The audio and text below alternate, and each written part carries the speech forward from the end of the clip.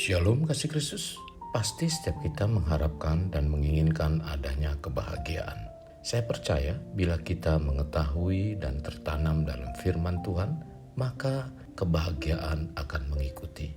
Kasih, selama 7 hari ke depan, renungan akan membawa kita untuk memahami kebahagiaan dengan benar.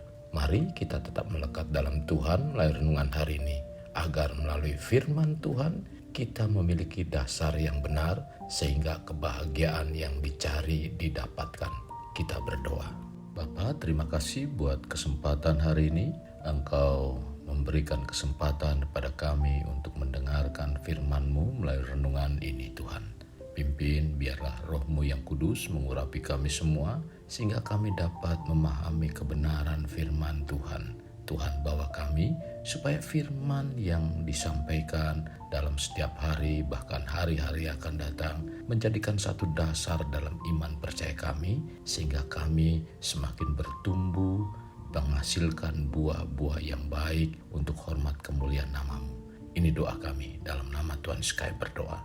Amin.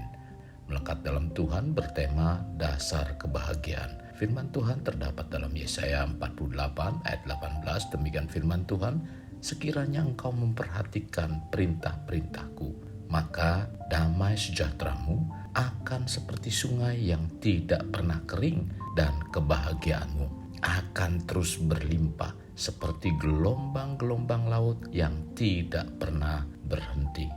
Mengalami kebahagiaan dalam hidup adalah dambaan setiap orang. Bahkan mereka berlomba untuk mencari dan berusaha mendapatkannya. Kalau semua orang mencari kebahagiaan, mengapa ada orang bunuh diri? Mengapa ada orang rela hidup menjadi petapa? Bukankah itu menunjukkan bahwa ada orang-orang yang tidak ingin bahagia?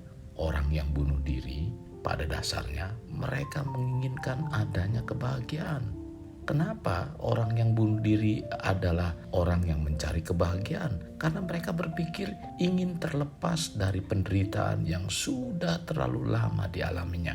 Demikian juga dia rela mengasingkan dirinya, menjauhi keramaian dunia, mematikan keinginan dan kemewahan dunia. Hal ini dilakukan karena dilatar belakangi ingin adanya kebahagiaan diri. Sesungguhnya semua orang ingin mencari kebahagiaan, tetapi mereka tidak memahami dasar kebahagiaan yang sebenarnya. Karena tidak mengetahui dasar kebenaran yang benar, ada orang mencari melalui kekayaan, kekuasaan, ilmu pengetahuan, bunuh diri, atau mengasingkan diri dari dunia untuk mengejar hal-hal spiritual seperti petapa tadi. Maka penting sekali untuk memahami dasar kebahagiaan dengan benar, yaitu firman Tuhan.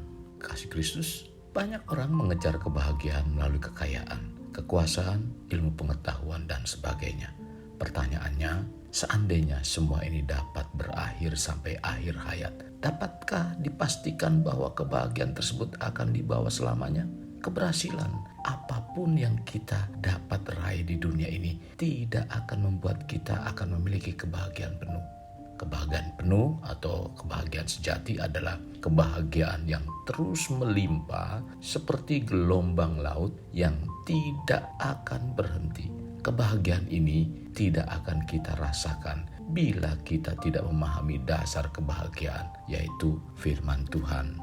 Janganlah kita mengira kebahagiaan itu terwujud saat kita tidur di kasur yang empuk, memiliki rumah yang besar, full fasilitas dan keamanan 24 jam, gaji atau pendapatan yang besar, istri yang cantik, mobil yang bagus dan mewah, bahkan gereja besar yang diketahui banyak orang, gereja yang membuat kita nyaman dan dapat dibanggakan, gereja yang dapat mengikuti perkembangan zaman, atau gereja kekinian di mana khotbah yang sesuai dengan pikiran kita.